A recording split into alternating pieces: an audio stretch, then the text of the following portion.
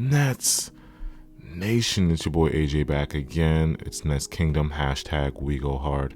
Make sure you guys hit that like button, subscribe, hit the notification bell so you don't miss any breaking Nets news. So we're here to talk about free agency. Just want to give you guys my targets, my options at the wing position. We know the Nets need wings, so I'm gonna give you guys the targets and what should we look for in free agency coming up in July. Now we look at the roster right now. We have 8 players under contract: KD, Kyrie, Ben, Joe Harris, Seth Curry. I'm 90% sure Patty Mills is coming back because I don't think anybody in the NBA is going to give him more than $6 million. So I think he's going to just opt in with us. And then Cam Thomas and Day'Ron Sharpe.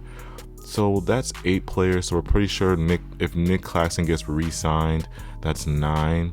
And then Bruce, the jury's still out on Bruce Brown. I'm like 50% sure he'll be back. But for the sake of the video, we'll just say he comes back. So that's 10 players on the roster. That leaves Sean Marks about 6 roster spots to fill the roster with free agents and depth pieces. So starting my list, everybody knows the Brooklyn Nets need wings. Now, our first free agent signing should be, you guys should know this, we all know him, Kessler Edwards. He has a team option on the 29th. The Nets need to decline that and sign him, re-up him for 3 years so he can be permanent on our roster. Do I got to say anything about Kessler? You guys know he's a 6'8 rookie 3-and-D wing. He overachieved last year. Happy to have him back. Kessler Edwards should be our first wing signing in free agency. So that leaves us at 11 players on the roster. So remember, y'all, the biggest bag we can throw in free agency is our MLE, which is about $6.8 million. And then once we choose a player to fit our MLE, everything after that has to be a vet minimum, which is around $1 or $2 million. Now, in my opinion, our biggest free agent target, number 1 on my list, is Jalen Smith. I wouldn't mind the Nets throwing the bag at him. Our bag is the MLE. It's not much, but Jalen might get a bigger bag somewhere else. But Sean Marks, KD, and Kyrie are going to have to recruit Jalen Smith. He is perfect for us. Now, Jalen is 6'10", 22 years old. He was drafted by the Suns at 10th, and I think he got traded. I'm not sure. Yeah, he got traded to the Pacers, and now he's a free agent. Now, Jalen is exactly what the team needs. He's perfect for the modern NBA. He didn't really have eye-opening wow stats, but he's what we need. He's athletic. He has length at his position. He's a switchable big. He's a really good rim protector. He averaged 1 block per game. He can stretch the floor, hit threes. He shot 37% from 3 at about 3 attempts per game. So we can put him at the 4, stretch 4, or we can put him at the 5 with Ben Simmons, because you know how much Ben loves floor space. So it just makes it a bigger team having Jalen at the stretch 5, or you can put him at the 4, which puts KD at his natural position at the 3. Now, he's my number 1 target because, again, 6'10", tall, athletic. He can defend at the rim, and a lot of people don't like. I watched film on Jalen Smith. He has very good quick foot speed, lateral quickness for his size.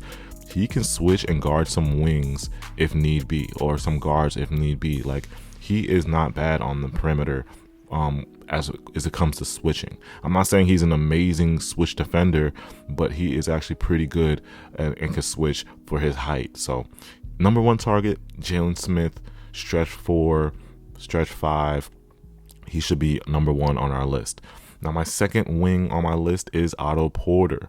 Now, I had Otto Porter on my list last year when he was a free agent, but Sean Marks could not get it done. Now, Otto Porter, 6'8", 6'9", at 29 years old. He played 63 games for the Warriors, averaged 8 points, 5 rebounds, shot 37% from 3. We are all watching how big of an impact Otto is making in the finals right now and with the Warriors playoff run. He would be a great option for a 3-and-D wing at a cheap price. Now, Otto might have increased his value since he played so well for the Warriors, so we might have to put him under the MLE target with Jalen Smith just in case. But if we could finesse and get him for a vet minimum, Otto is high on my list of wings. You just can't deny how well he played this year, shooting from 3. His defense has been great on the perimeter. You guys are watching it in the finals. He makes a big impact off the bench. Otto Porter is my sec number 2 on list of wings. Now my next target is Markieff Morris. Now last time we saw Markieff Morris is when Jokic sucker pushed him and gave him whiplash, but Markieff Morris will be a free agent. Now I definitely think the Nets should take a look at him. Again, another wing stretch. I think he's more of a power forward, but he provides a nice toughness that the Nets need. We are very soft. We need a gritty guy, and I think Markieff would be a nice fit for us. He didn't have a great shooting year from 3 last year at 33%, but he didn't play a lot of games. Now, he's a cheap guy. I think his veteran leadership, toughness, he's 6'8", 6'9", strong body. Now, we know he has the ability to space the floor and hit the three. I think he'll be able to help this team, obviously in a minimal role with us off the bench. I just think he can be one of those back of the bench veteran guys that we can have for toughness, and we can put in just to guard bigger wings and guard bigger power forwards.